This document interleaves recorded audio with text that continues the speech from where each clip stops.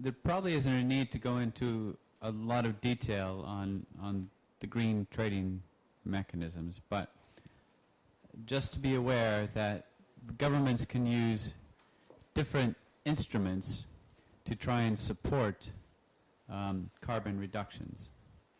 Now you'll see later on in the presentation that renewable energy is attractive, but many of the technologies are relatively expensive compared to other carbon reduction means. That means that to support renewable energy fully, you may need to have a higher price of carbon than is what is available at the moment. So what governments have devised is schemes that enable companies to basically trade their renewable energy, where they put an obligation on a company to have a certain amount of renewable energy, and then if they can't meet that, they go to somebody else and buy credits from their renewable energy generation. Right now, I mean, those schemes are operating in Europe, and one is started in the States, but is certainly not available here. They're also not open to international markets. So a company in the States couldn't necessarily buy renewable energy credits from a company like Jamaica. So just, yeah. If we want to trade in the world market, we have to get certified. But if we set up our own system, in other words, Jamaica decides we want to set up our own carbon trading system. Carbon, or are you talking about renewable energy trading? No. Carbon trading, okay. And we say, look, there are certain companies in Jamaica that have a high carbon footprint. Yeah. And we are going to allow them, we're going to set targets for them to reduce this footprint. Yep. And we can set up a taxation policy, which Yep. says if you maintain or reduce your carbon footprint, you continue to pay the 33 and a third % normally. But if you don't, you pay a high rate. Okay. I mean, that's right. And they can then buy carbon credits, and we can certify companies that have either renewable energy or other projects that qualify in order to be able to sell those credits. Could we do that? You could do that. I think what you'd have to do is weigh up the different advantages and disadvantages to different schemes. India, for example, is taking a look at that. What they're doing is they're charging a $1 per ton of coal, and then they want to basically recycle that back into the economy and use it as a way to leverage the development of clean technologies, just like you're saying. Now, cap and trade, I mean, as you can see from our struggles to grapple with it this morning, it can be a bit difficult to get your head around. And New Zealand is operating a cap and trade scheme where every farmer and this and that, and and the question is raised, do you want every hotel operator and farmer to be doing cap and trade? Maybe yes, maybe no, but there are actually other mechanisms that can be used to achieve the same objectives. For example, you could have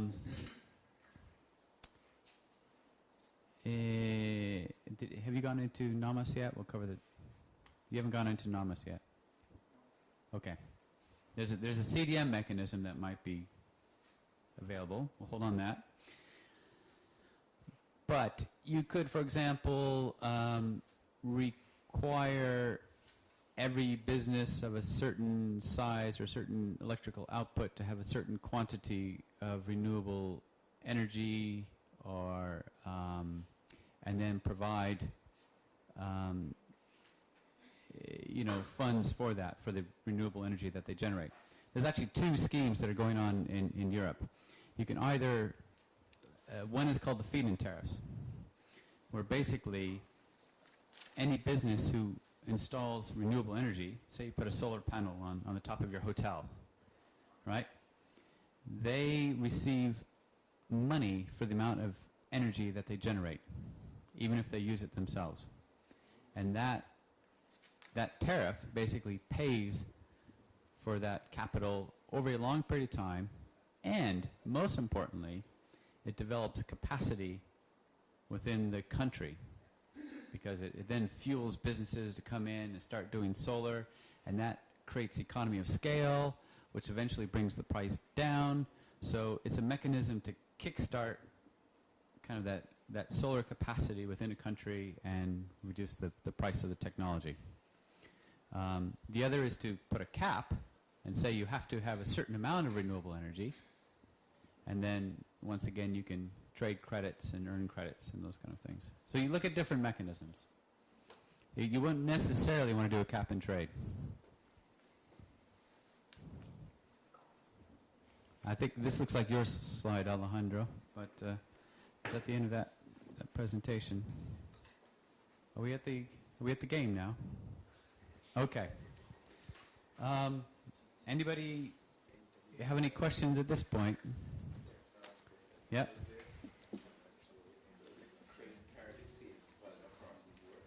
Is it? Pardon me?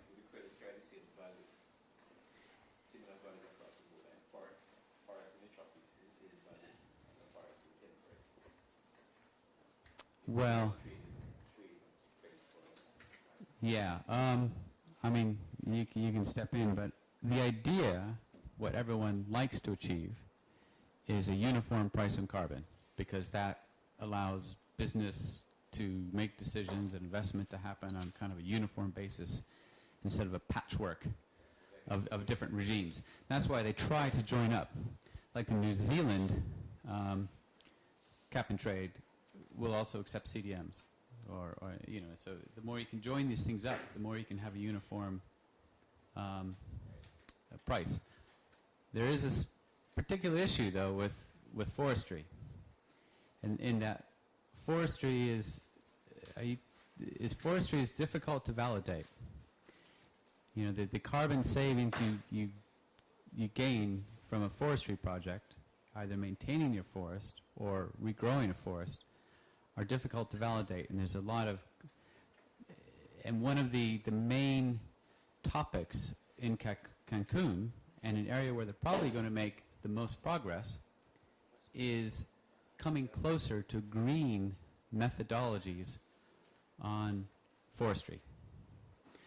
But right now, forestry-based projects are not eligible for CDM, CERs, and they're not eligible under the mainstream voluntary markets. They're only eligible. Yeah, see what's going on. They're only eligible in kind of a niche. There's certain companies that will sell carbon credits based on forestry, but they have a bit of a sustainability value as well. They're kind of, but they're very niche kind of organizations. But they're out there. But it's not. And the other issue with forestry is it's much less expensive to achieve than the other carbon reductions. And so when you mix forestry with all your other emission schemes, it becomes very difficult to get it all to work. And so one of the things they're grappling with is whether to have separate schemes for forestry-based products versus the other emissions. So that, I think people realize that that's an important subject, but they're still working their way down the road on how they're going to address it. I mean, personally, I think they have to find some way to do it, because, I mean, everyone knows the value of forestry on so many levels. But